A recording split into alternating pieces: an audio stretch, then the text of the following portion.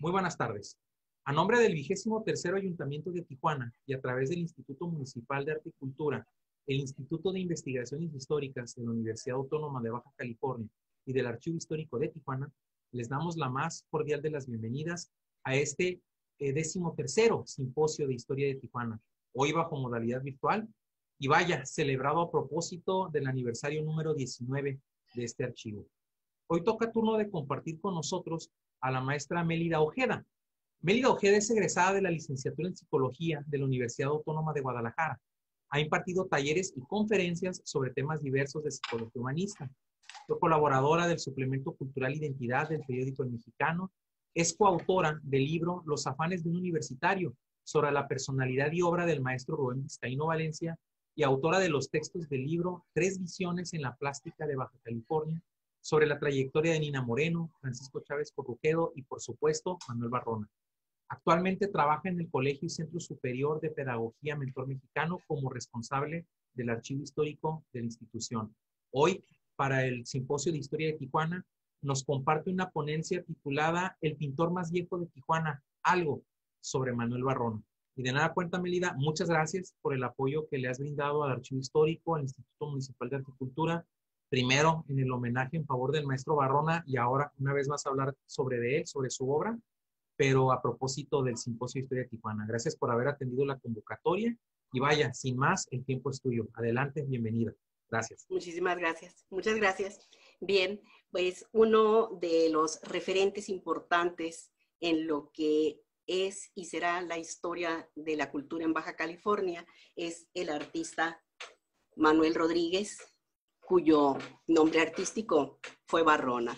Y bien, dado que la esencia de él era el ser tijuanense, además de ser artista, pues entonces vamos a ver cómo se inició su liga con su ciudad natal y todas las vivencias que confirman que Barrona era tijuanense, ahora sí, que puro. Y dice este trabajo: el viejo Tijuana y una joven pareja sinaloense. Aunque no ha habido ocasión de comprobarlo, hay buenas razones para creer que Manuel Rodríguez Barrona es descendiente del Rayo de Sinaloa, o sea, Heraclio Bernal, legendario y generoso bandido del siglo XIX que corrió sus hazañas en Guadalupe de los Reyes, Sinaloa, caserío de calles empedradas y muros igualmente de piedra, que tuvo su tiempo de bonanza cuando la minería producía considerables cantidades de oro. De Guadalupe de los Reyes salió, muchos años después de que el Rayo de Sinaloa se convirtiera en un recuerdo borroso, un mocetón marcado con la señal de quienes no se sientan a esperar la suerte, llamado Melitón Rodríguez, con Otilia Navarro, muchacha oriunda del Rosario, desde luego Sinaloa, quien entonces andaría por los 14. Ya en tierras baja californianas, el joven Melitón, que luego se convertiría en un próspero comerciante, realizó su primer trabajo como peón en la construcción de la carretera Tijuana-Ensenada, en un lugar conocido como El Junco, cerca de la Cuesta del Tigre.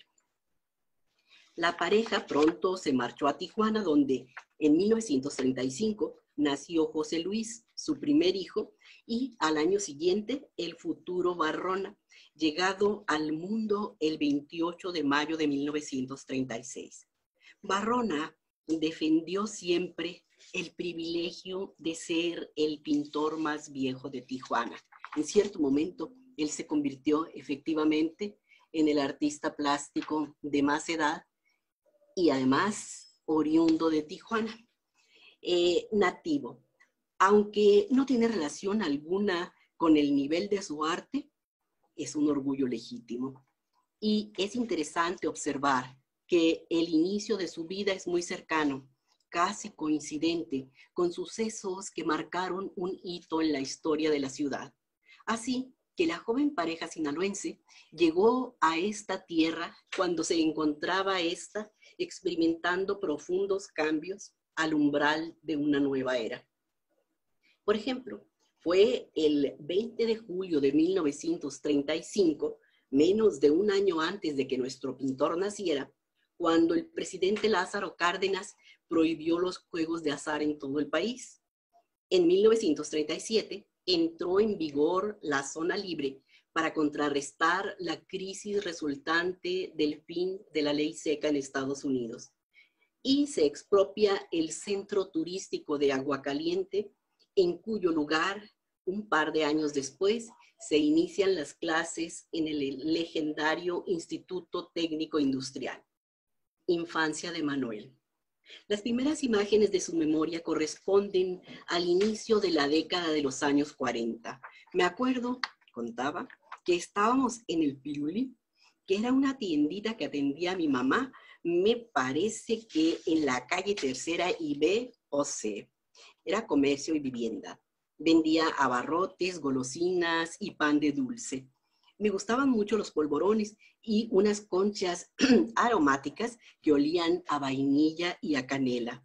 No sé si eran de la Victoria, que entonces era la única panadería de Tijuana, que por cierto, pertenecía a la familia del fotógrafo Vidal Pinto. Yo tenía entonces unos 4, 5 años, es varón quien habla desde luego, y todavía vivíamos en el centro de la ciudad. Son mis recuerdos más antiguos. En ese entonces, la familia éramos mi papá, mi mamá, mi hermano José Luis, mi tío José, que tenía 12 años, y yo. Como en sueños, veo que por el rumbo había una tiendita de abarrotes llamada La Fama, de unos chinos apellidados Lim, lo que estuvo mucho tiempo cerca, en el mismo sitio donde estaba desde mi infancia, fue el Botecito, negocio en el que se vendía el mejor menudo de Tijuana, a cuyo dueño le decían el Penny. Mi tío José jugaba con José Luis y conmigo. Una vez fabricó un carrito. A un huacal de madera le puso 2 tablas abajo y 2 a los lados. La rueda de un triciclo viejo que encontró en un arroyo que había delantito de la casa fue el volante, y por el estilo deben haber sido las llantas. Luego le hizo los faroles con 2 latas a las que les ponía una vela, y así el carrito tenía luces. Nos paseaba alrededor de la manzana diciendo pi, pi, pi, aunque no sé de dónde sacó después algo que improvisó como claxon, le jalaba una cinta y pitaba como carro antiguo. Don Melitón llevó a su familia a vivir a Abasolo 170 en la colonia Independencia, una de las más tradicionales de Tijuana, fundada en 1934. Allí vivió Manuel de los 5 a los 9, 10 años. Recuerda, nos íbamos a un barranco por donde está la rampa de la 9, que era como el cauce de un río. Había un lugar deshabitado que era puro barro, y cuando llovía nos deslizábamos hasta abajo en un pedazo de madera. Iba con José Luis y el hijo de don Prudencio, un señor que tenía un burricebre en la avenida Revolución, estampa tijuanense como la que más. Además de las enseñanzas de doña Lugarda, una vecina que le contaba cuentos y le enseñó a leer con el silabario de San Miguel, Manuel asistió al catecismo que daban las monjas en la iglesia de la Independencia, que entonces era una capillita. Allí ponían a los niños a cantar, y al término de la reunión, para incentivar sus aportaciones, las religiosas les decían: por cada montoncito de arena, cemento o ladrillo que traigan para construir la casa de Dios, van a tener un puntito de oro que va a escribir un angelito en el cielo. No se sabe cuántos puntos acumularía Manuel. A mediados de la década de los 40, Manuel retomó en la Escuela Martínez el 3er año que había iniciado en la Granaditas.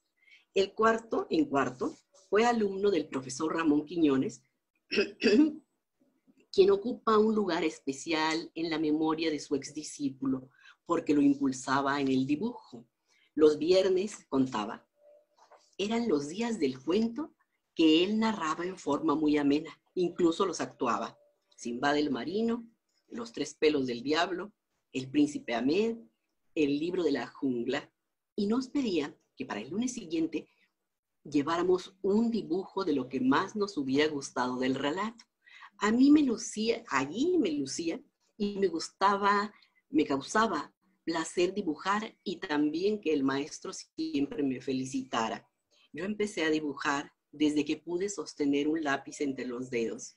Hasta hace poco, comentó en alguna ocasión, reflexioné que siempre he sido simbolista, porque una vez hice un dibujo sobre la guerra, la Segunda Guerra Mundial, que aún no concluía. Era una cara en la que los párpados eran dos paracaidistas y de ellos caían como lágrimas los paracaídas y en medio había un barco de guerra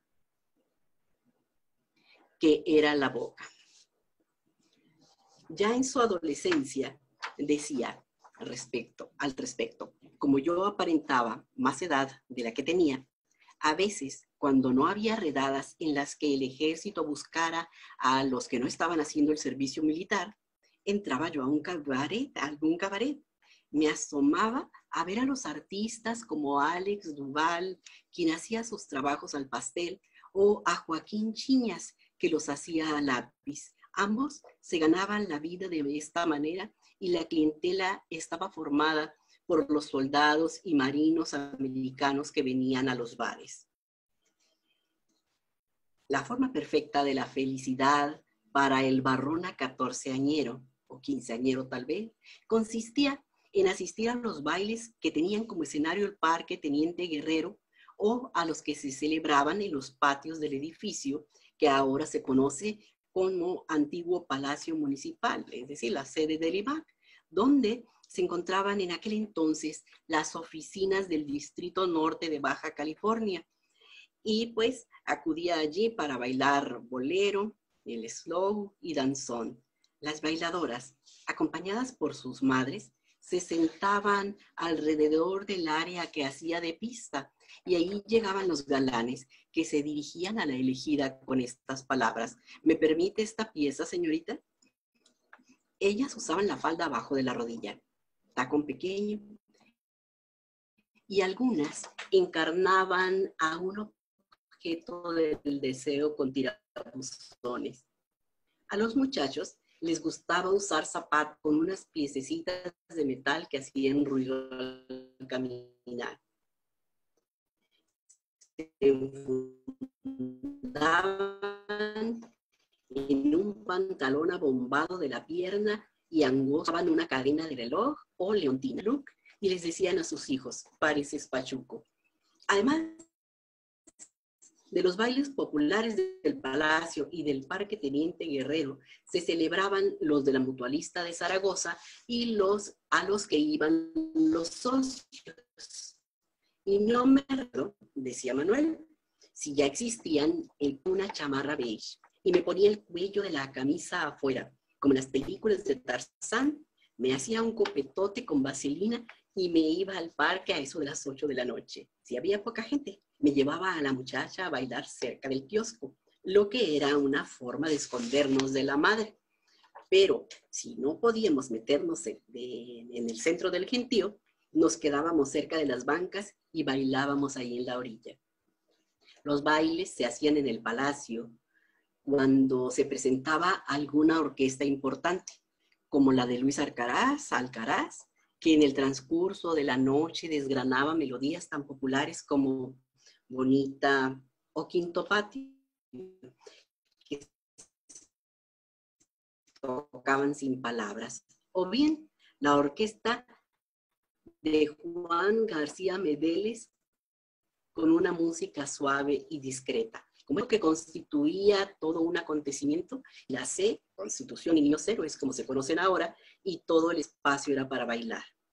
Interno en el Instituto Técnico Industrial de Aguascalientes.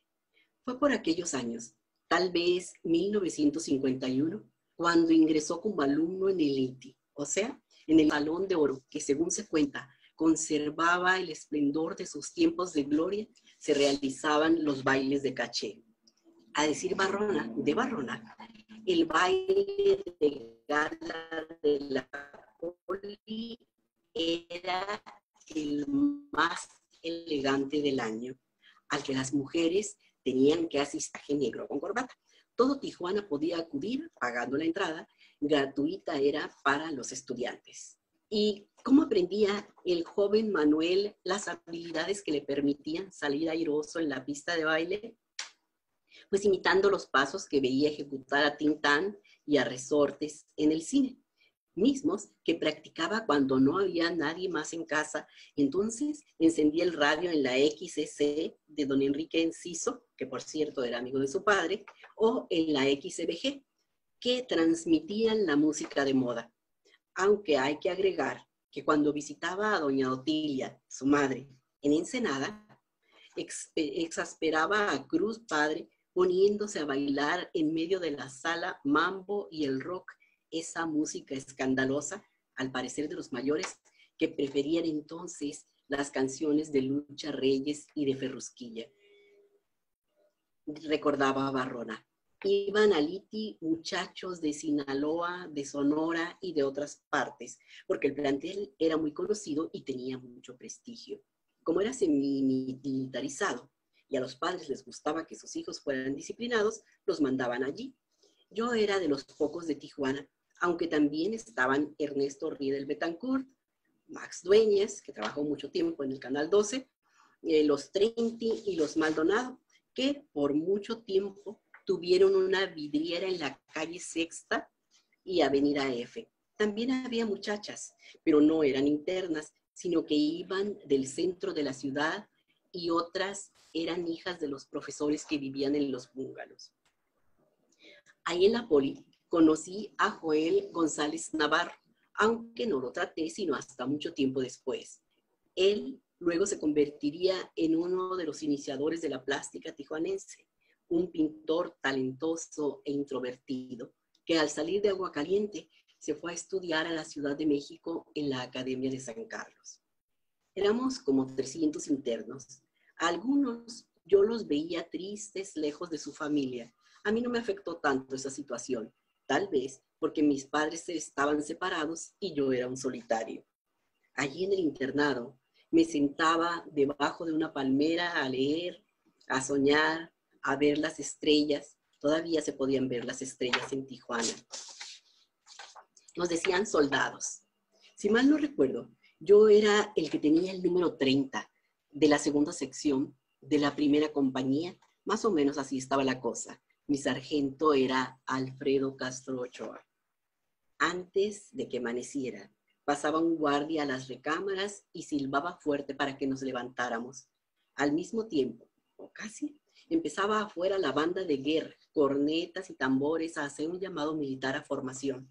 Rápidamente nos vestíamos, de lo contrario, el castigo era sencillo, no había salida el domingo.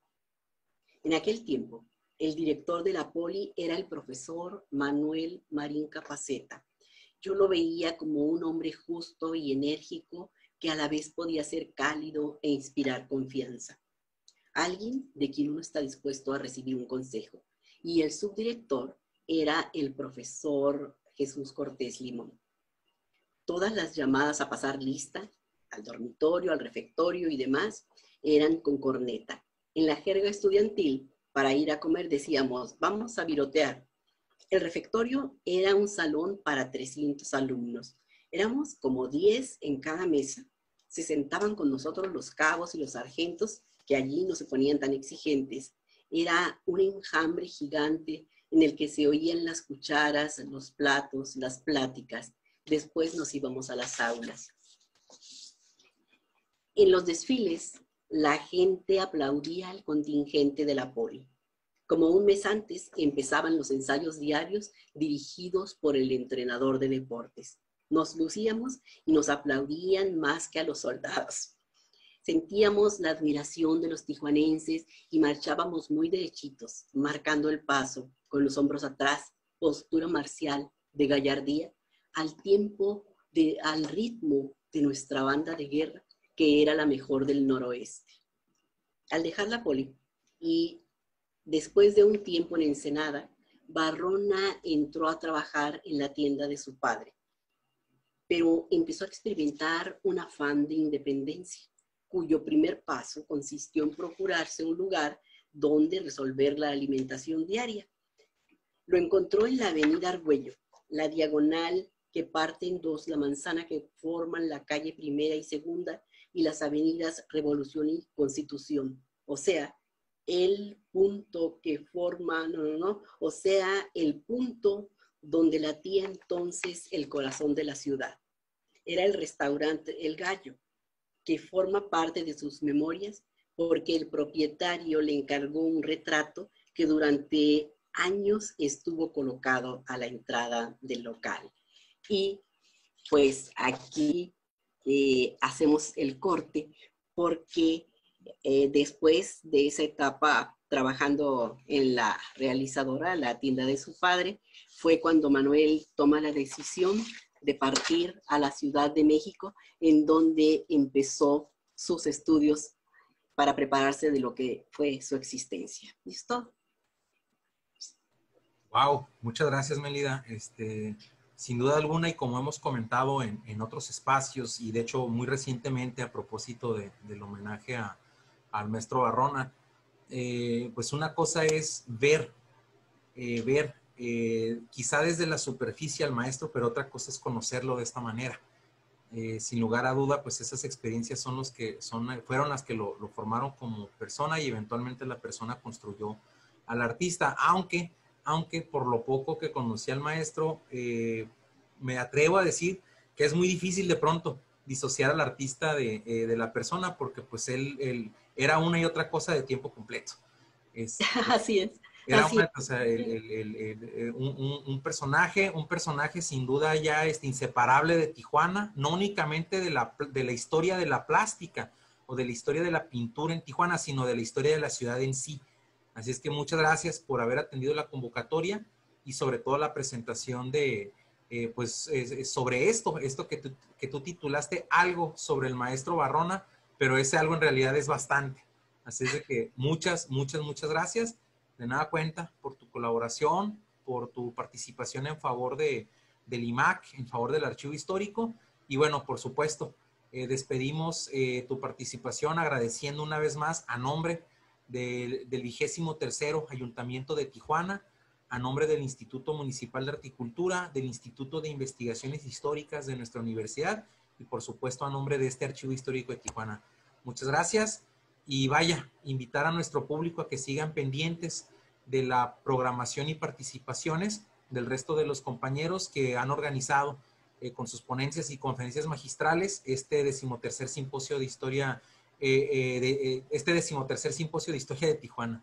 Gracias, Melida, y hasta muy pronto. Muchas gracias. Hasta muy pronto. Gracias. Adiós.